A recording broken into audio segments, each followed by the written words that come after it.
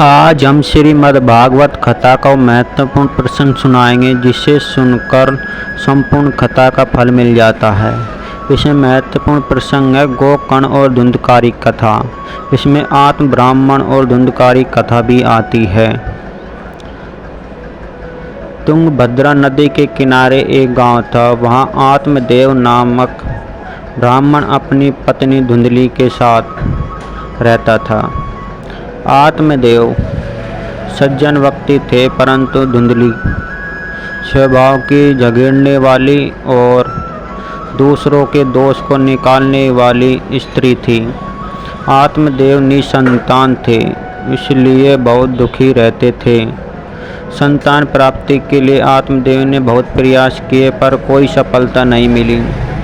अतः उसने आत्महत्या करने का निश्चय किया। आत्मदेव वन की ओर निकल गए।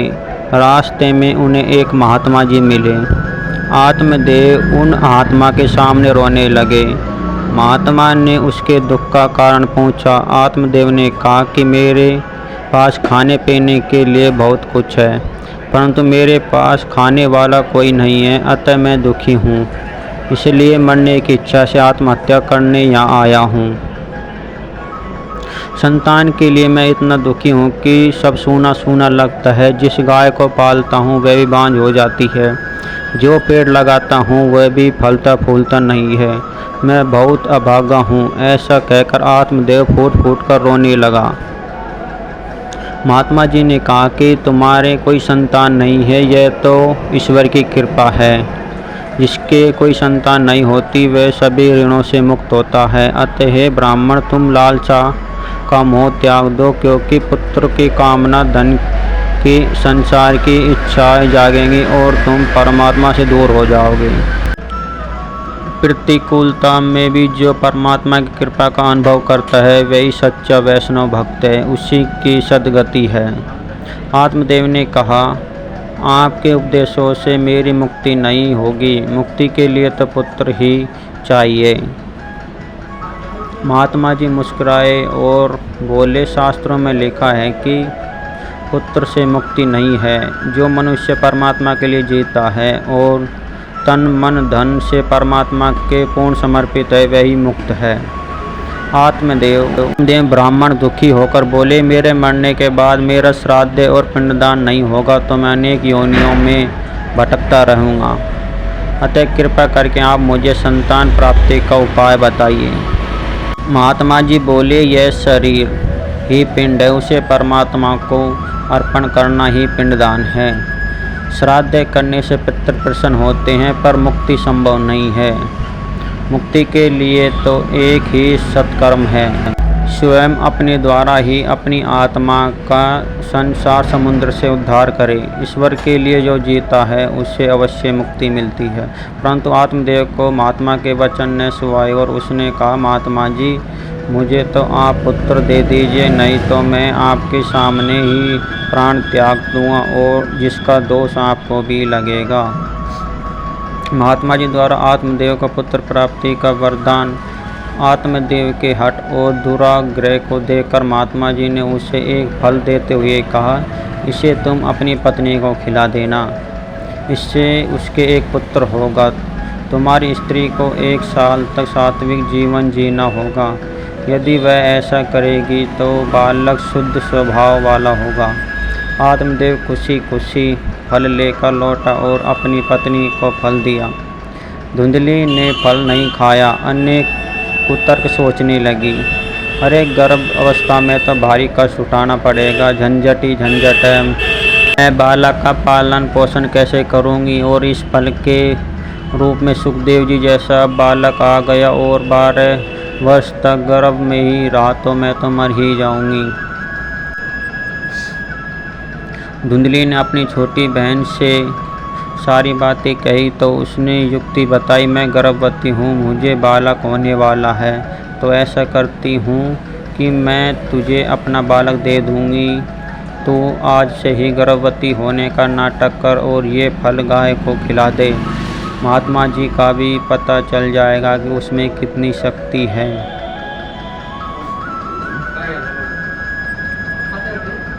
गोकर्ण और धुंधकारी की कहानी यहाँ शुरू होती है। समय बीतने पर धुंधली अपनी बहन का पुत्र ले आई और पति को बोला कि मुझे बेटा हुआ है। बड़ा भारी उत्सव मनाया गया। नामकरण संस्कार हुआ। स्वयं का नाम आत्मदेव था तो उसने बेटे का नाम ब्राह्मण देव रखने का सोचा, पर धुंधली फिर झगड़ गई। बेटा मेरा है तो नाम भी आप कैसे रखोगे? आत्मदेव बोले, भाई तू ही रख ले। उसने कहा, मेरा नाम धुंधली है तो मेरे पुत्र का नाम धुंधकारी होगा। धुंधली ने गाय को जो फल खिलाया, उसके 2 महीने पश्चात गाय के गर्भ से मनुष्य का बालक पैदा हुआ, जिसके कान बड़े बड़े थे, इसलिए आत्मदेव ने उसका नाम गोकर्ण रखा। अब दोनों बड़े होने लगे। धुंधकारी दुष्ट प्रवृत्ति का था तो और गोकर्ण बड़ा ही सात्विक प्रवृत्ति का था।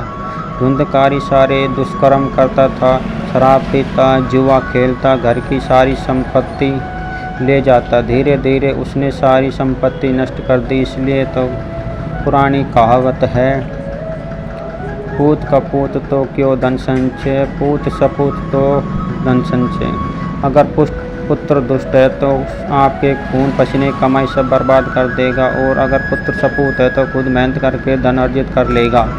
इधर एक दिन धुंधकारी ने आत्मदेव की पिटाई कर दी। पुत्र के दुराचार को देखकर आत्मदेव को बहुत दुख हुआ। सोचा, इससे अच्छा तो पुत्र ही नहीं रहता। पिता के दुख को देखकर गोकर्ण पिता के पास आया और उसने वैराग्य का उपदेश दिया। गोकर्ण ने कहा, पिताजी, ये संसार दुख रूप है तथा मोह से बांधने वाला है। संसार में सिर्फ भगवत दृष्टि रखकर ही हम सुखी हो सकते हैं। अतः पुत्र मोह त्याग कर भगवत भक्ति करिए, तभी मनुष्य जन्म सफल है। जो सुख को चाहे सदा वो शरण राम की लीजिए। भक्ति में परदोष दर्शन विघ्न है। अतः हे पिताजी, अब धुंधकारी की गतिविधियों की तरफ ध्यान न देकर वन में जाकर प्रभु की आराधना करें। गोकर्ण की बात समझकर पुत्र मोह त्याग कर आत्मदेव गंगा के किनारे आ गए। भागवत के 10वें स्कंद का रोज पाठ करते थे और उसी जीवन में उन्हें श्री कृष्ण की प्राप्ति हो गई। धुंधकारी को प्रेत योनि की प्राप्ति कैसे हुई और उसका उद्धार कैसे हुआ? आत्मदेव के चले जाने के बाद एक दिन धुंधली भी पुत्र के उपद्रव से दुखी होकर कुएं में जा गिरी और उसकी मृत्यु हो गई। इधर गोकर्ण जी तीर्थ यात्रा के लिए निकल गए। एक खुली छूट मिलने के कारण अब धुंधकारी 5 वेश्याओं के साथ रहने लगा। वह वेश्याओं की मांगों को पूरा करने के लिए डाका डालता, शराब पीता, जुआ खेलता।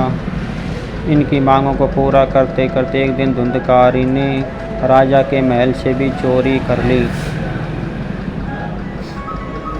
वेश्याओं ने सोचा कि यदि जीवित रहा तो एक न एक दिन हम सब भी पकड़े जाएंगे, अतः इसे मार ही डालते हैं, अच्छा रहेगा। ऐसा सोचकर रात को उन्होंने सोते हुए धुंधकारी को रस्सी से बांध दिया और उसके जलते हुए अंगारे उसके मुंह में भरकर उसे तड़पा तड़पा कर मार डाला। फिर उसके शरीर को वहीं धरती में गाड़ दिया। धुंधकारी अपने कुकर्मों के कारण भयंकर प्रेत हुआ। जो पाप करता है उसे प्रेत बनना पड़ता है। गोकर्ण द्वारा भाई का श्राद्ध दे। गोकर्ण ने गया में जाकर भाई का श्राद्ध किया, पर उसका उद्धार नहीं हुआ।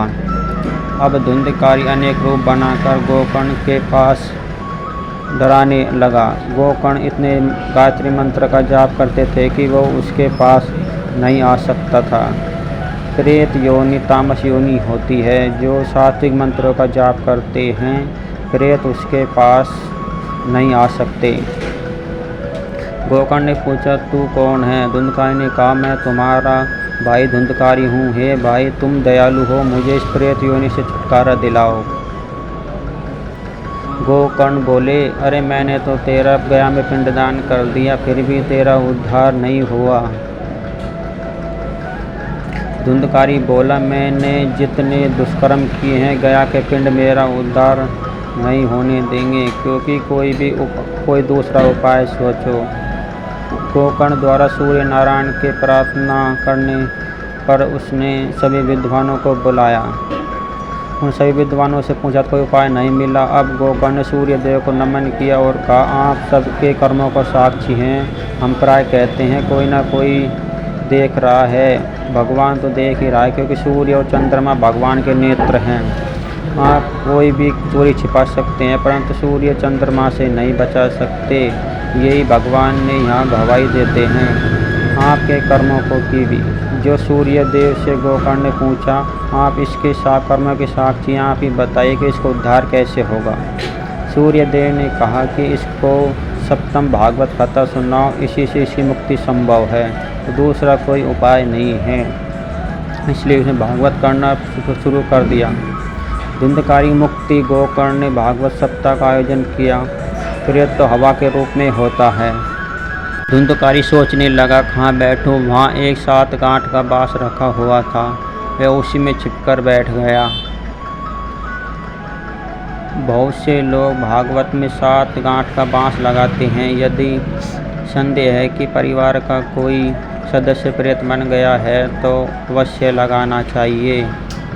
पहले दिन कथा में पहली गांठ का भेदन हो गया, दूसरे दिन दूसरी गांठ का भेदन हो गया।